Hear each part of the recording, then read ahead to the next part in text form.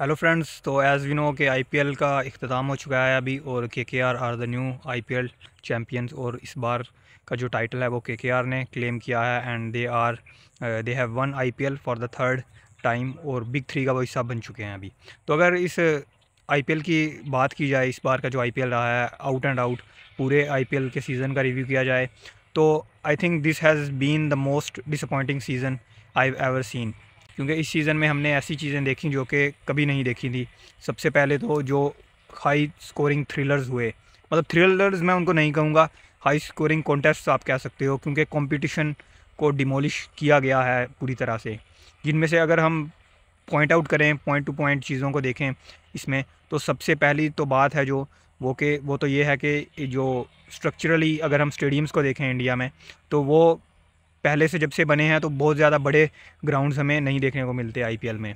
तो सबसे पहली तो ये चीज़ रही दैट आपके पास ग्राउंड्स नहीं है, तो ऑब्वियस सी बात है कि हाई स्कोरिंग मैचेस की प्रोबेबिलिटी है जो वो ऑलमोस्ट जो है ऑब्वियसली जो है वो ज़्यादा होगी। तो दूसरे नंबर पर अगर हम बात करें तो आउटफील्ड हमें बहुत ज़्यादा तेज़ देखने को मिलती है इंडिया में। दैन वहाँ पर पिचेस भी पहले की अगर हम ओवर द ईयर्स बात करें आईपीएल में, तो कहीं ना कहीं ट्रेडिशनली हमें चीज़ें देखने को मिलती थी।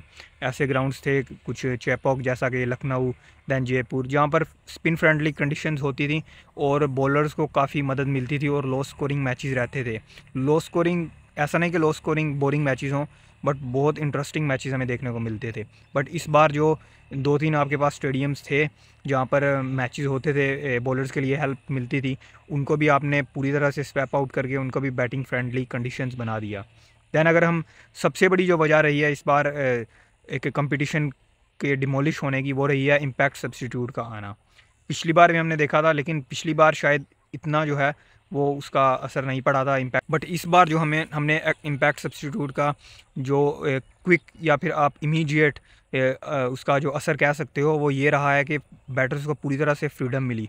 और हमने देखा जिस तरह से Travis Head, Sunil Narine and many others, Jake Fraser McGurk, उन्होंने जिस तरह से बैटिंग की, और एंड जो इम्पैक्ट सब्स्टिट्यूट का रूल आया है पिछले 2 साल से, उसके मैं बिल्कुल अगेंस्ट हूँ। क्योंकि वो एक ऐसा रूल है जो कि सबसे पहले तो बॉलर्स की जो इम्पोर्टेंस है उसको ख़त्म करता है। दैन वो बैटर्स को एक फ्री लाइसेंस देता है कि आप जाओ और फियरलेस क्रिकेट खेलो। इसमें कोई हर्ज नहीं है कि आप बैटर्स को खेलना चाहिए इस तरह की मॉडर्न क्रिकेट। बट हम अगर देखें तो क्रिकेट जो पहले है वो पहले ही बैटर्स के लिए फ्रेंडली गेम है। बट अगर आप ऐसे रूल्स इंट्रोड्यूस करवाओगे जो कि बैटर्स को हेल्प आउट करते हो, तो वो कंपटीशन को ख़त्म कर देगा। वो सिर्फ बैटर्स की गेम रह जाएगी, और फिर आप ये फ़र्क नहीं रहेगा कि वो बॉलर्स बॉलिंग कर रहे हैं या फिर एक बॉलिंग मशीन से आप बॉलिंग करवा रहे हो। क्योंकि हमने इस बार अगर हम देखें, मोस्ट ऑफ द बॉलर्स जो बेस्ट बॉलर्स भी रहे हैं, उनका इकोनमी था वो 10, तो आम इकोनमी था उनका 10 से ऊपर ऊपर इकोनमी रहा है उनका। So impact substitute has been the biggest reason of this IPL वो, मुझे लगता है ऐसा। एंड देन अगर हम उसके बाद बात करें तो मुझे लगता है कि आईपीएल का जो सीज़न है वो बहुत ज़्यादा टाइम टेकिंग भी है, क्योंकि 2 महीने से ज़्यादा टाइम लिया है इसने। और मुझे लगता है कि इसको थोड़ा सा कम करना चाहिए टाइम ड्यूरेशन की अगर हम बात करें, क्योंकि 2 महीने इज़ अ बिग टाइम। अगर आप एक फ्रेंचाइज T20 लीग को इतना टाइम दे रहे हो, तो this is not fair for cricket, for international cricket.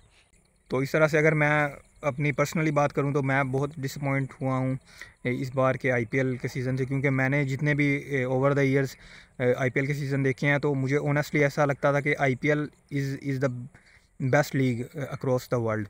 क्योंकि इसमें आपको हाईली स्किलफुल प्लेयर्स देखने को मिलते हैं, बेस्ट प्लेयर्स देखने को मिलते हैं जो कि करंट टीम्स का हिस्सा होते हैं।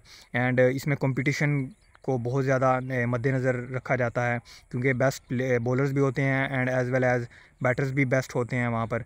लेकिन इस बार अगर हम कंपैरेटिवली दूसरी T20 लीग्स की बात करें, बिग बैश या फिर पाकिस्तान सुपर लीग की बात करें, तो वो आईपीएल से बहुत बहुत ज़्यादा बेहतर रही हैं।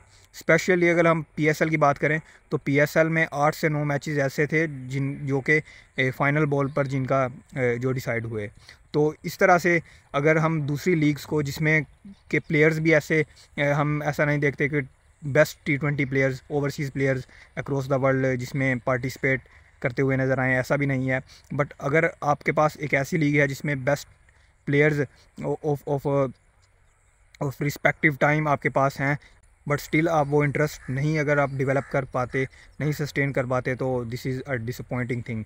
हम उम्मीद करेंगे कि अगले बार जो सीज़न होगा उसमें थोड़ा सा जो बीसीसीआई की मैनेजमेंट है, आईपीएल की मैनेजमेंट है, वो सबसे पहले तो मैं चाहूँगा कि इम्पैक्ट सब्स्टिट्यूट का जो रूल है उसको एबॉलिश किया जाए, क्योंकि हमने मोस्टली प्लेयर्स को भी इसके अगेंस्ट जाते हुए देखा है, जिसमें अगर हम नुमाया नाम देखें तो वहाँ पर विराट कोहली हैं, रोहित शर्मा हैं, इवन के जोश हेज़लवुड ने भी कहा, जो कि इस बार आईपीएल का हिस्सा नहीं थे, that batting order seems to be never ending. तो इस तरह से हमने प्लेयर्स को भी इसके अगेंस्ट जाते हुए देखा है, एंड हम उम्मीद करेंगे कि सबसे पहले तो इम्पैक्ट सब्स्टिट्यूट को एबॉलिश किया जाए, दैन उसके बाद पिचेस को थोड़ा सा बॉलिंग फ्रेंडली बनाया जाए, एंड आउटफील्ड को भी थोड़ा सा स्लो किया जाए, just like Australia and England. तो ये कुछ वजूहत थी इस बार के आईपीएल के डिसअपॉइंटमेंट की, एंड वील होप दैट जो अगली बार का आईपीएल होगा, और मेगा ऑक्शन भी है अगली बार, तो प्लेयर्स के टीम्स के साथ साथ जो है वो कंडीशंस को भी पूरी तरह से एक बार से स्वैप आउट किया जाए।